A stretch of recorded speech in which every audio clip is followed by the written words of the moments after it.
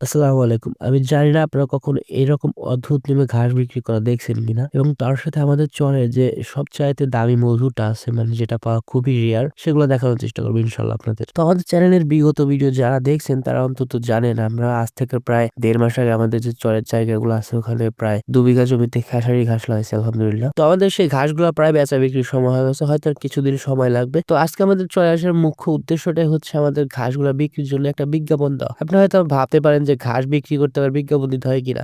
Basically আমাদের এখানে কেউ চিনে না। মানে আমরা পড়াশোনার পাশাপাশি যে কৃষি কাজগুলা করি অনেকে বিশ্বাস করতে চায় না। তো যার কারণে আজকে ইনশাআল্লাহ আমরা এখানে একটা বিজ্ঞাপন দেব আমাদের ঘাস বিক্রির জন্য। মূলত এই বিজ্ঞাপনটা দেওয়ার জন্য আমাদের কিছু শক্ত কাগজের দরকার এবং আমাদের যে প্র্যাকটিক্যাল খাতাগুলা ছিল সেগুলার বাহিরের অংশ আমরা ব্যবহার করছিলাম লেখার জন্য। আমি যথাসম্ভব চেষ্টা করছিলাম যে সুন্দর করে লেখার জন্য এবং আমাদের যোগাযোগ নাম্বারটা দেওয়ার জন্য যাতে করে যাদের ঘাসগুলা প্রয়োজন তারা নিতে পারে। তো এই বোর্ডগুলাতে আমাদের যে প্রয়োজনীয় তথ্যগুলা ছিল এগুলো দেওয়ার পর আমাদের এখন পরবর্তী কাজটা হচ্ছে এই বোর্ডগুলো আমাদের জমির পাশে ভালোভাবে ঝুলিয়ে দেওয়া। যাতে করে মানুষজন খুব সহজেই বুঝতে পারে যে এখানকার ঘাসগুলা বিক্রি করা হবে। তো এখন আমাদের যে বিজ্ঞাপনের বোর্ডগুলো আছে এগুলো আমাদের খুব ভালোভাবে ঝুলিয়ে দিতে হবে। তো তার জন্য আমাদের কিছু লম্বা এবং সরু ডালের প্রয়োজন। তো যার কারণে আমাদের জমির যে পার্শ্ববর্তী বনটা আছে ওখান থেকে আমরা ২ টা ডাল আনতে হবে। যেহেতু আমাদের বন সংখ্যা ২ টি ছিল। তো আমরা ওদিন মনির ফুলের ডালটা নিয়ে যেতে পারিনি। তো যার কারণে আমাদের হাত দিয়ে এগুলো ভাঙতে হয়েছিল আরকি। এখন যদি আমি আপনাদের চরের যে বন কিংবা জঙ্গলের কথা বলি, বেসিক্যালি এগুলো আমাদের মতো পাবলিকদের জন্য অনেক উপকার করে থাকে। কারণ এখানে যে প্রয়োজনীয় জিনিসগুলো আছে আমাদের অনেকটা হেল্প করে এবং তাছাড়া এখানকার যারা স্থানীয় বাসিন্দা আছে তাদের খুব কাজে আসে এই বন জঙ্গলগুলা।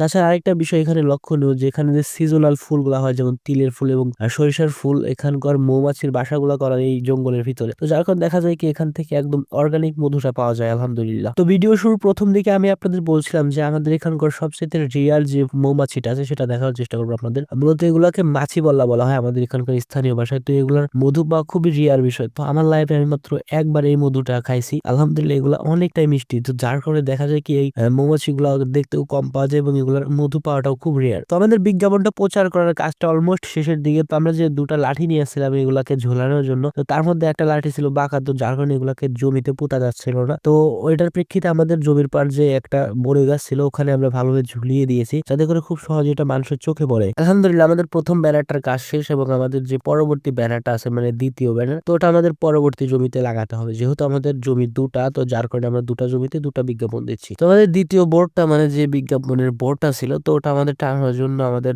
জমির পাশে আর কোন গাছ ছিল না। তো যার কারণে আমাদের বন থেকে ভেঙে নিয়ে আসা যে ডালটা ছিল ওটাই ভালোভাবে জমিতে পুঁতে আমরা এটা ভালোভাবে টানিয়ে দেবো ইনশাআল্লাহ। তো ভিডিওর এই পর্যায়ে এসে আপনাদের হয়তো অনেকেরই মনে হতে পারে যে আমাদের চরের জমির ঘাসগুলা এভাবে বিজ্ঞাপনের মাধ্যমে বিক্রি হয় কিনা? বেসিক্যালি বিষয়টা হচ্ছে আমরা যেহেতু স্টুডেন্ট মানুষ আর চরের জমির যে ঘাসগুলা আছে এগুলা বিক্রি হয় মুখ চেনা চিনির উপর। মানে আপনাকে যারা চিনে আপনার কাছ থেকে তারা ঘাস নিবে। তো যেহেতু আমাদের কেউ চিনে না এবং আমাদের এই ঘাসগুলা বিক্রি কোনো পূর্ব অভিজ্ঞতা নেই তো যার কারণে আমরা ভাবলাম যে একটা বিজ্ঞাপন দিলে কেমন হয় যাতে করে আমাদের ঘাসগুলা খুব সহজেই বিক্রি করতে পারি। আলহামদুলিল্লাহ আমাদের ঘাস বিক্রির জন্য বিজ্ঞাপন ২ টির কাজ শেষ। তো দেখা যাক আমাদের এই ঘাসগুলা বিক্রির জন্য বিজ্ঞাপনগুলো কতটুকু সাহায্য করতে পারে। তো আমরা নদী পার হওয়ার জন্য খেয়া ঘাটে বসেছিলাম। তো ওই সময় দেখলাম যে একটা ঘোড়া ঘাস খাচ্ছে। তো আমি ভাবছিলাম যে হয়তো ঘোড়াটা শান্ত স্বভাবের কিন্তু এটা ছিল খুবই বদমেজাজি একটা ঘোড়া।